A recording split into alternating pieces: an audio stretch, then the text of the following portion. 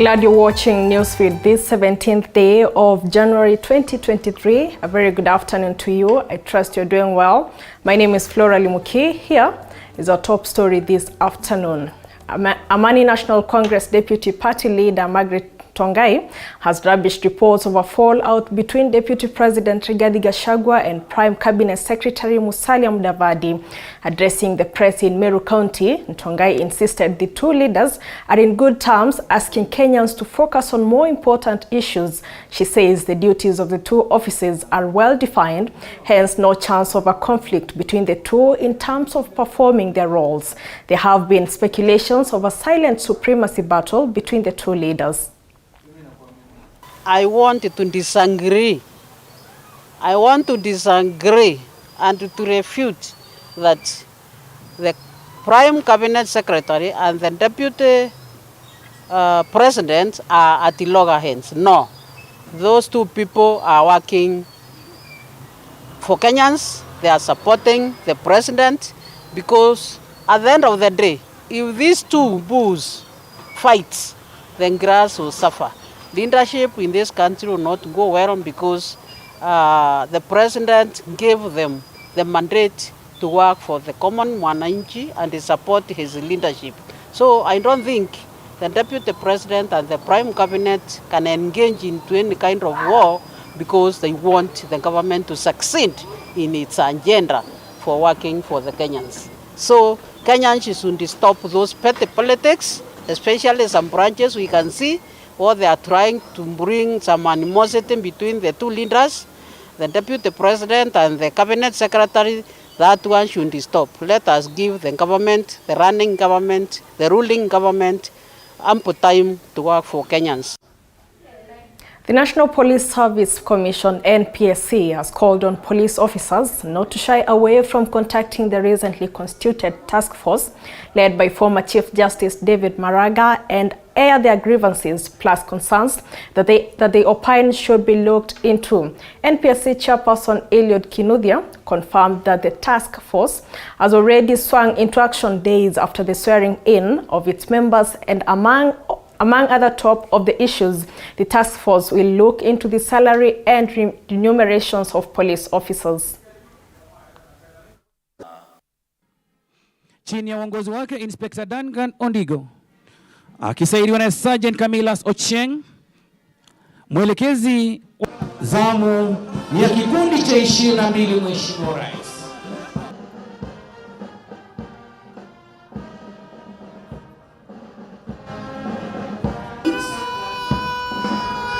Under the command of Inspector Bob Odhiambo, who is assisted by Sergeant. We are looking forward to the outcome of this task force, and we are hopeful that the last 3 areas, many areas that we have highlighted, will be looked into, and the police officers will be able to get a better improvement of their terms and conditions moving forward.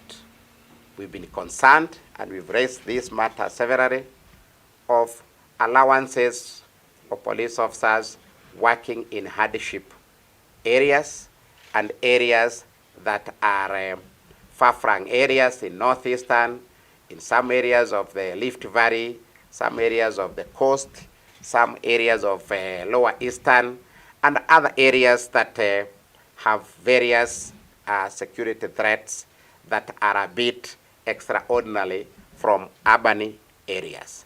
We are sure that this is the time for police officers to come out and to be able to air the issues that are really affecting them in these areas, and the task force will be able to reason to them and will be able to take into consideration all these matters. The total fertility rate in the country has dropped from 3.9% in 2014 to 3.4% in 2022.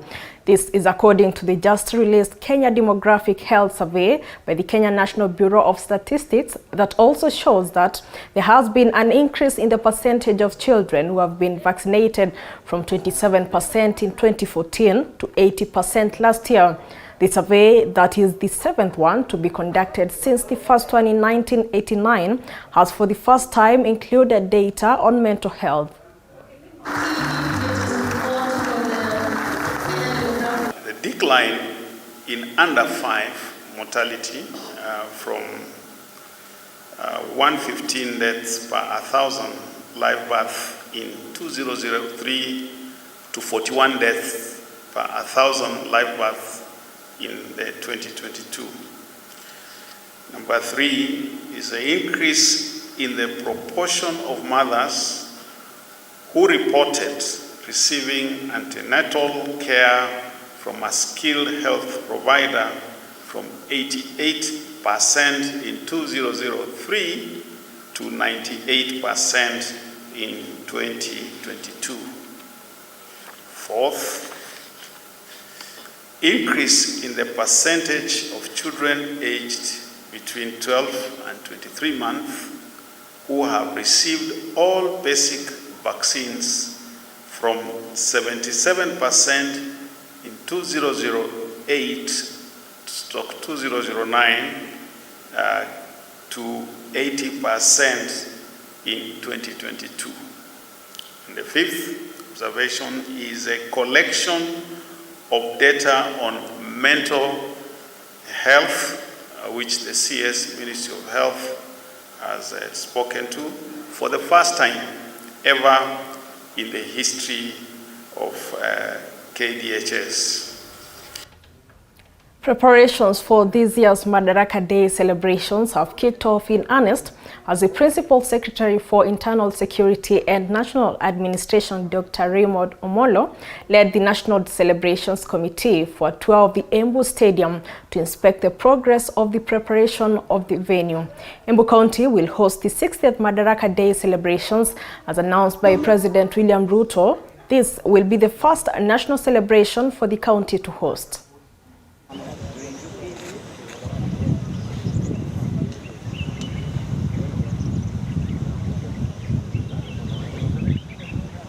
What we've noticed is when we went to Meru Stadium, which was built recently, we also went to Kirigiti.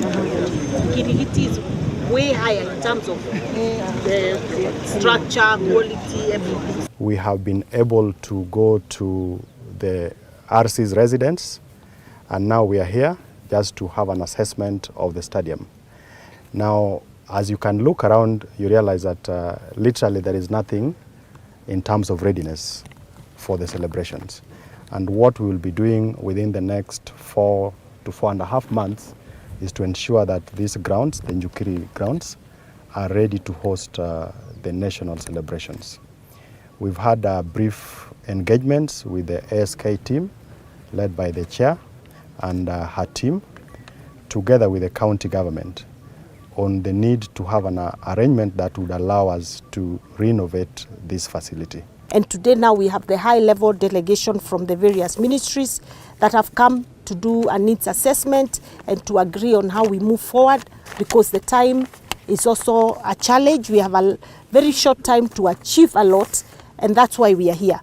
Because we have been pushing hard, and we can see we have a very supportive government. I want to single out the Ministry of Interior, led by our PS here, that have always been welcoming us when we go to knock doors. And on top of that, we are looking forward to ensure that we give them 100% cooperation so that we can be able to get these things done by June. 2 civil society organizations have challenged government agencies, political leaders, and the church to be more proactive in addressing the killings of elderly persons in Kilifi County. Take a look. The Institute of Participatory Development, IPD, and the Malindi District Cultural Association, MADCA, have lamented the killing of elderly persons suspected of practicing witchcraft has continued despite efforts by the organizations. Lakini serikali yetu haiwezi kuchunguza vizuri. Wale watu wakashikwa wakakaa kule wakasema ni nani mwenye ile sababu ya mzee ameuawa. Wanangangana na mambo ya mashamba na wazee kusema kwamba ni wachawi. They believe that if investigative agencies, politicians and the church put more effort in educating the society on the importance of elders and the need to keep peace, the menace will be eradicated. Speaking at the Madunguni Pefa Church in Kavunyalalo, Kakuyuni Ward during a sensitization session with community leaders Monday, Mr. Ngoma said it has been difficult to secure convictions since family members were not willing to volunteer information regarding the murders of the aged kin.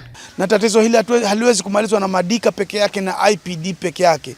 Hivyo makanisa na makundi ya jamii na kila sehemu ya jamii yetu tunahitaji kushirikiana ili kwamba tatizo hili la kuuawa kwa wazee liweze kuondoka katika jamii. Although the elders are killed on suspicion of practicing witchcraft, the main reason for the heinous acts against them emanated from land inheritance. Kulingana na mimi vile ambavyo naona kuwa mashamba ni kweli wazee wanamiliki mashamba, lakini hizi familia ambao wako nazo hususan vijana wengi ambao wamekosa ajira na huwa wanatamani sana wawe katika maisha mazuri. The civil society groups now cite the silence by the political class and the church leaders as the main impediment to dealing with these cases. Leaders from Gusii land have raised concerns of the increasing cases of murder, theft and humanitarian crimes that have been reported in the region. The leaders have called on the national government to beef up security and revive local security apparatus in the region to curb the crime. Sylvia Nyongesa with more. Addressing mourners at the funeral of 2 children recently hacked to death by their father at Kiobegi in Nyamacha sub-county, Kisii woman representative Doris Aburi alleged that the cases might have been caused by an increase in drug and substance abuse in the region. So, drought ya Kisii ni insecurity. Siku hizi bangi, mtu anavuta bangi kama mtu anakula sweet. Hakuna mtu anamuuliza. Changai kwa kila pahali, ukweli ama rongo? Na hakuna kitu inaleta uhalifu kama madawa ya kulevya. Tungekuwa na security, watu wangekuwa wanaogopa, atungekuwa hapa kwa matanga kwa untita, tunakuja kuzika watoto wachanga kama hawa. Sisi tumekasirika, hatuna security. Aburi has called on the national government to beef up security in the region and revive local security apparatus as a way of curbing crime. Kisii tunasema President William Samoei Ruto tunakupenda, please tuma security kwa sababu yuko hapa hatujui kama wanafanya kazi.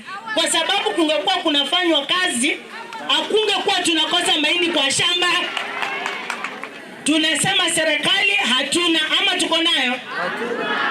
Tungekuwa na serikali, mifugo ingekuwa inaibwa usiku, Tunakaa hapa Kisii, watu wanatuambia kwa tuko na Kenya Power, tuko na stima, stima inakuja 2 minutes inapotea.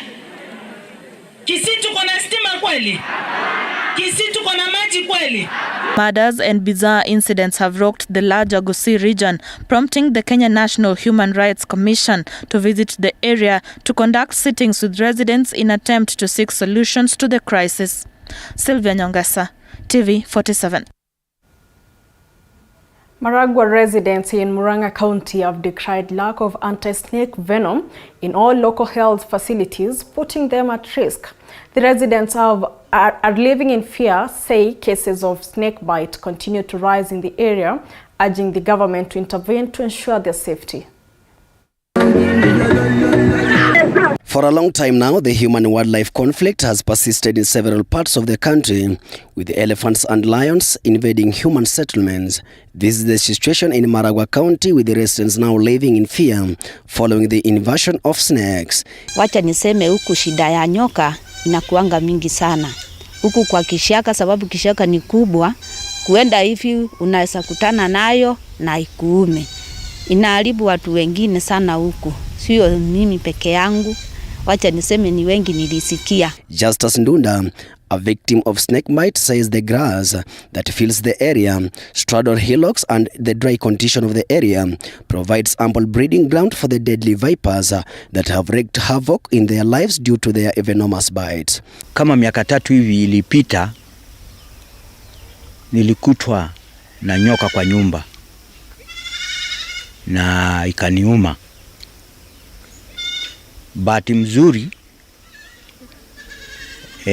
nilikimbizwa kwa daktari private, na huyo ndio kama ingewezekana hapa tujengewe hospitali inaweza kuwa na hiyo badawa.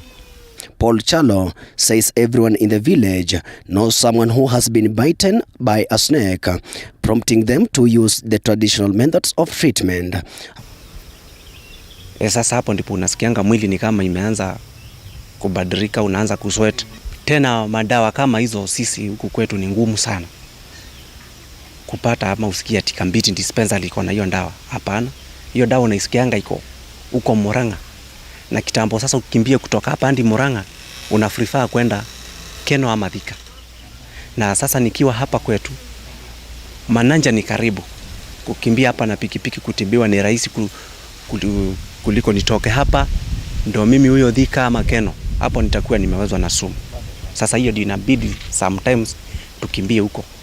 According to WHO, at least 5 million people are bitten by snakes and more than 2 million left with unforgettable scars. Residents are now asking the county government to ensure that there is enough medicine in the hospitals to help them deal with the danger that caused by the poisonous snakes. Kuna kuanga na zile nyoka ziko na sumu. Ningeomba serikali ya Murang'a County ijaribu kutuletea madawa za nyoka. Juu kama uko hii area ya Murang'a County na upatwe na kuumwa na nyoka, lazima ukibilie hospitali kama pande ya Kiambu Thika, ama uende Kitui ama pande ya Machakos. So ningeomba governor wetu atuletee madawa za nyoka na maumbwa huku Murang'a County. We have witnessed Kenyans being killed by elephants, a situation that has left most families wandering here and there with no help. Ronnie Regan, TV 47. A section of activists from Public Eye Kenya organization in Nyandarua County now want the government to appoint a special task force to look into the reforms of the National Hospital Insurance Fund, NHIF, so as to ensure affordable treatment for the majority of Kenyans. Elizabeth Atieno now reports.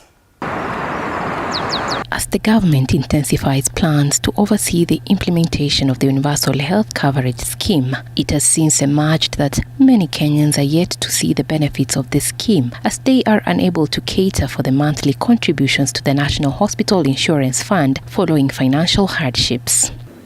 Kuna kilio huku mashinani kwa Wakenya na key NHIF holders kwa sababu NHIF haipeleki mambo vile inatakiwa.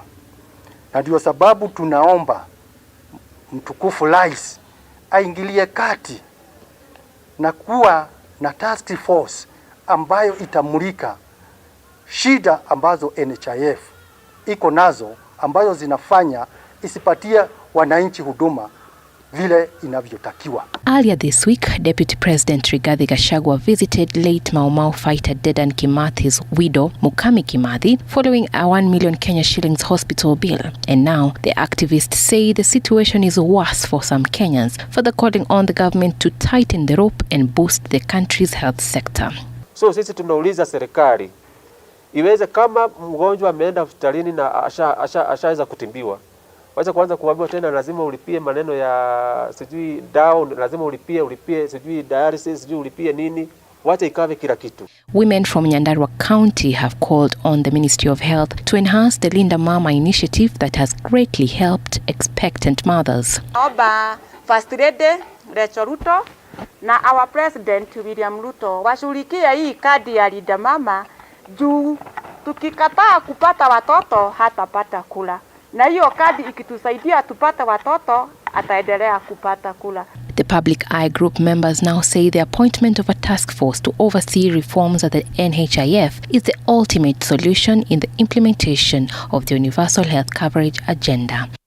Elizabeth Atieno, TV 47, Nairobi. Now, Meru County Governor Kawira Mwangaza has, for the first time since her impeachment motion, appeared in public. Kawira, who was saved by the Senate from impeachment, launched a development project on the repair of water drainage systems in Meru town. Speaking during the launch, Kawira vowed to deal with corrupt government officials, further adding that her government is fully committed to the development of Meru County.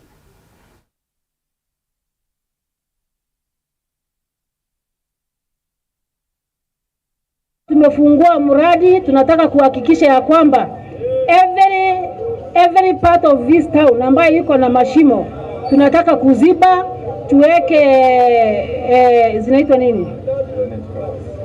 Tuweke covers ama slabs ambazo si za chuma, ambazo zimepimwa vizuri zikaonekana zinaweza kushikilia hata mitemba mikubwa ambayo iko na tan kama 60 ama 50 inaweza kupitia juu na isivunjike.